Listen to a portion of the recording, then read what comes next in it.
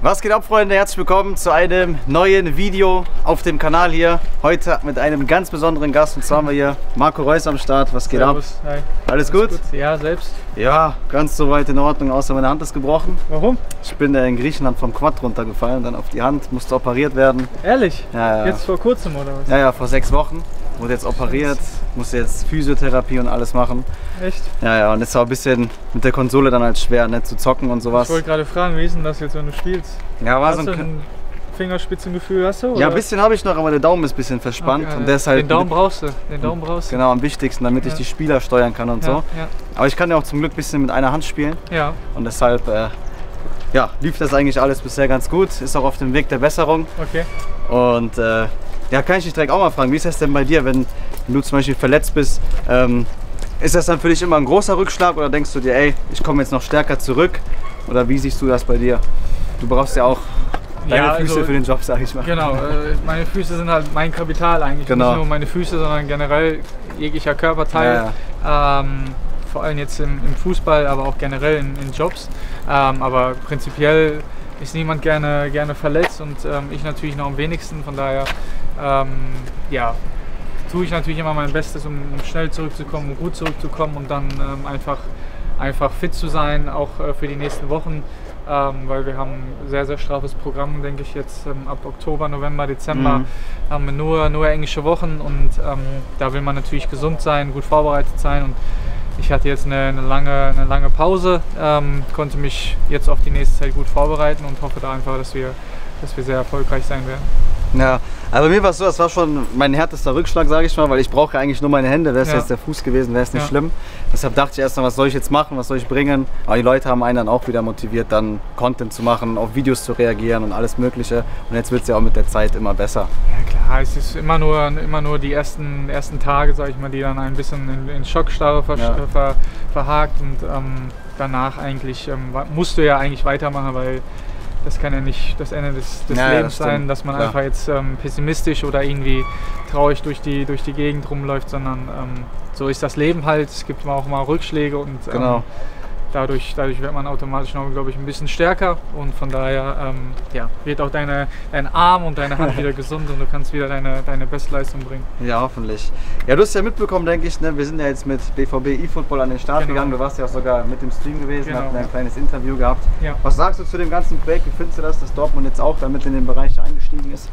Ich finde es top. Also ich muss halt sagen, dass heutzutage vor allem in diesen Bereichen das Potenzial noch gar nicht ausgeschöpft worden ist und ich glaube, man muss auch als Verein generell muss man natürlich offen für sein und wenn man die Möglichkeiten hat, die Leute dazu hat, die quasi diese Vision auch umsetzen können, dann ist es auf jeden Fall was Gutes und jetzt hat man es umgesetzt und jetzt kann man viele Sachen, glaube ich, noch verfeinern, aber man ist ja auch erst am Anfang, von daher ist das sehr, sehr positiv.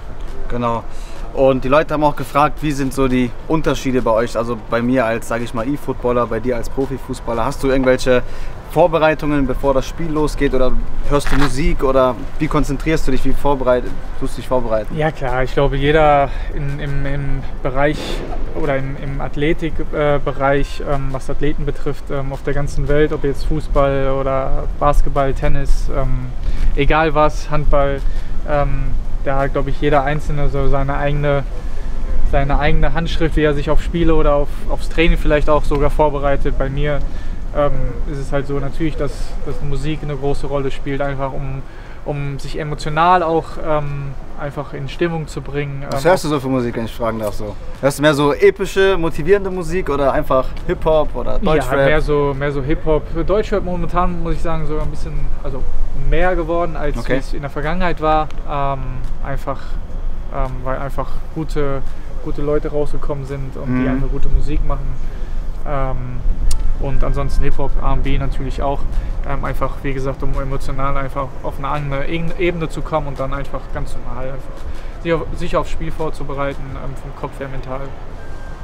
Ja. Bei dir? Ja, bei mir ist das so, also ich bin jetzt kein richtiger Profispieler, sondern ich mache ja mehr so die Content-Formate, auch mit dir zum Beispiel, das Interview. Ja. Also unsere Spieler, die haben auch einen eigenen Coach, die den dann mental drauf, oder die Spieler darauf vorbereiten vor den Spielen. Wir haben ja sehr junge Spieler, die sind beide 16. Okay. Und die müssen dann halt bei großen Turnieren halt vorbereitet werden, auch gecoacht werden, was Taktiken angeht, oder wenn der Gegner sich jetzt mal freut oder den einen gegenüber einschüchtern will, dass der Coach den dann... Ist das dann schon so, ja? Also dass der Gegner den anderen einschüchtern will. Genau, dann haut er mal auf den Tisch und so, dann wackelt der Bildschirm und dann muss der ruhig bleiben und ist halt schwer für ganz junge Leute und das sowas. Das wäre was für mich, weil ich mag schon gerne Leute herauszufordern, vor allem bei FIFA oder so.